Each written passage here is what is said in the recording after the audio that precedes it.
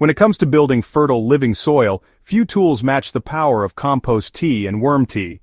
Both are, honestly, like liquid gold in the organic gardening world, packed with beneficial microbes, enzymes, and nutrients that can breathe life into tired soil and fuel plant growth without synthetic fertilizers. But many gardeners ask the same question: if you had to choose just one, which one works faster to supercharge your soil? At Hydrohaven, we've used both extensively across raised beds, containers, and in-ground gardens, and the answer lies in understanding how each tea works, how it's made, and what kind of soil transformation you're after. Let's start with compost tea. This powerful brew is made by steeping aged compost in water, usually with aeration and sometimes a microbial food source like molasses to stimulate bacteria and fungi. The goal is to extract and multiply the beneficial organisms living in the compost and deliver them in a liquid form directly into your soil or onto your plants. When properly brewed, compost tea contains a rich diversity of microbes that help break down organic matter, outcompete harmful pathogens, and stimulate root growth. What makes compost tea effective is not just its nutrient content, but its biological life. When sprayed onto the soil surface, it immediately begins colonizing organic matter, improving nutrient cycling and supporting long-term fertility. Now compare that to worm tea. Also known as worm casting tea or vermitia, this brew is made from worm castings, the digested waste that worms leave behind after feeding on decomposed organic material. These castings are already full of beneficial microbes, but brewing them in water, especially with aeration, releases and multiplies these organisms. What's different is that worm tea tends to have a more focused microbial profile, particularly rich in bacteria and plant growth-promoting hormones. Worm tea is often milder in terms of nutrient content but stronger in plant-available forms of those nutrients. It delivers a fast boost of biological activity, particularly in the rhizosphere, the zone around plant roots. Because castings are already biologically stable, worm tea works quickly and is less likely to introduce imbalances or pathogenic microbes. When it comes to speed, worm tea often produces faster visible results. Gardeners report improved leaf color, stronger root development, and better transplant survival within just a few days of applying worm tea. It's gentle, safe for young plants, and particularly useful in compact systems like raised beds and containers where microbial diversity can be harder to maintain.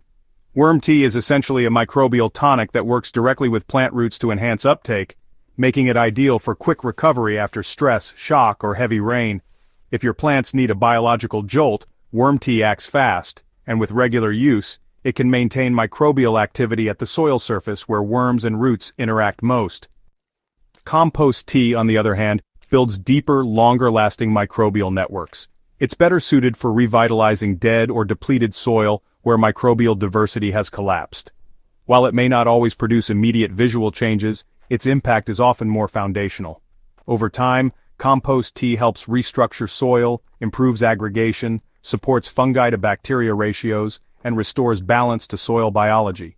It's especially valuable for preparing beds before planting or breaking up hardpan layers without digging. When sprayed onto foliage, compost tea also offers disease suppression by introducing beneficial microbes that outcompete fungal pathogens like powdery mildew or leaf spot. One important difference is in the brewing process. Compost tea requires careful balance. If brewed without aeration or proper ratios, it can go anaerobic and harbor harmful microbes. It also needs to be used shortly after brewing, as the beneficial populations begin to decline after 24 hours. Worm tea, especially when made with fresh castings and kept aerobic, is much more forgiving. It doesn't need added sugars or stimulants, and it tends to be naturally stable. For gardeners looking for simplicity and consistency, worm tea is often the easier option. For those seeking broader microbial diversity and system-wide regeneration, compost tea offers more range, if brewed correctly. In practice, many successful gardeners use both teas in rotation. Worm tea for routine maintenance and quick plant boosts, and compost tea for deeper rebuilding, soil inoculation, or as a disease preventative. The teas are not in competition, they're complementary tools in the same regenerative toolbox. What matters most is matching the right tea to your garden's current needs. If your soil is biologically dead, start with compost tea to repopulate it. If your plants are weak or stressed, go with worm tea to boost resilience and nutrient uptake.